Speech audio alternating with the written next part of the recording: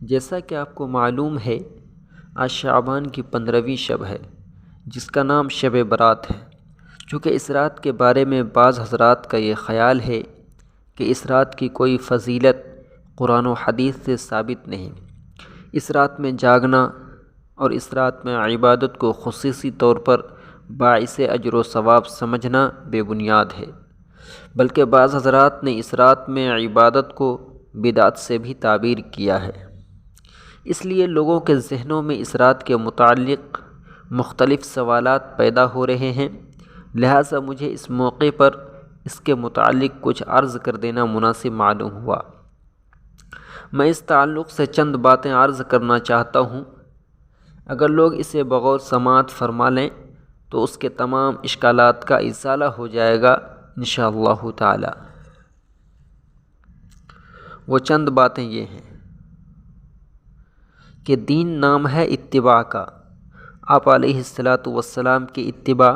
صحابہ کرام کی اتباع، تابعین اور بزرگان دین کی اتباع۔ اب اگر واقعتاً یہ بات ثابت ہو کہ اس رات میں کوئی فضیلت ثابت نہیں، تو یقیناً اس رات کو کوئی خصوصی اہمیت دینا بدعت ہوگا، لیکن واقعہ یہ ہے کہ شب برات کے متعلق یہ بات کہنا بالکل غلط ہوگی کہ اس کی کوئی فضیلت حدیث سے ثابت نہیں۔ حقیقت یہ ہے کہ 10 صحابہ سے حدیث مروی ہیں جن میں نبی کریم صلی اللہ علیہ وسلم نے اس رات کی فضیلت بیان فرمائی۔ ان میں سے بعض احادیث بے شک سند کے اعتبار سے کچھ کمزور ہیں، جس کی وجہ سے بعض علماء نے یہ کہہ دیا ہے کہ اس رات کی فضیلت بے اصل ہے،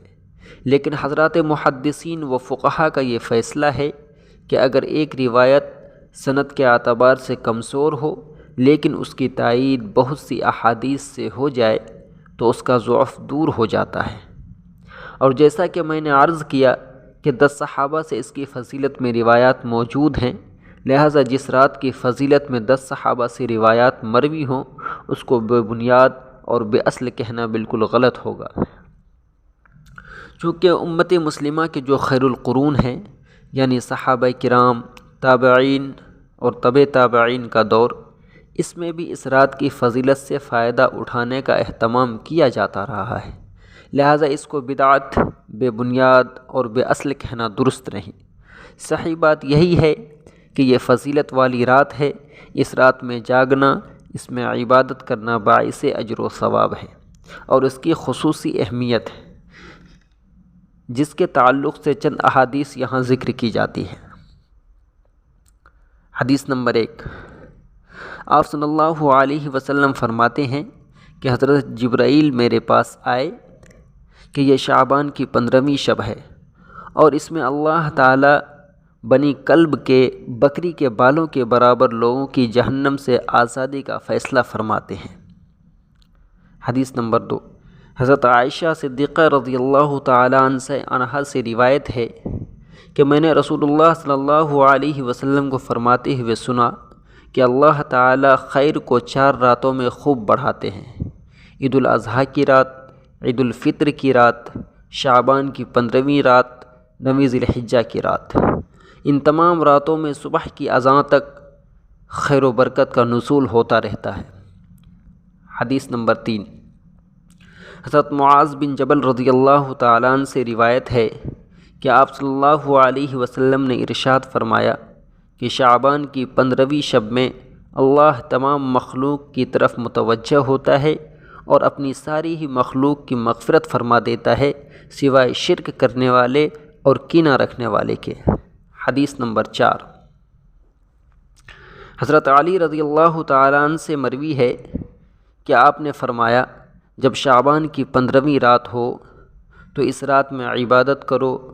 اور اس کے بعد والے دن میں روزہ رکھو،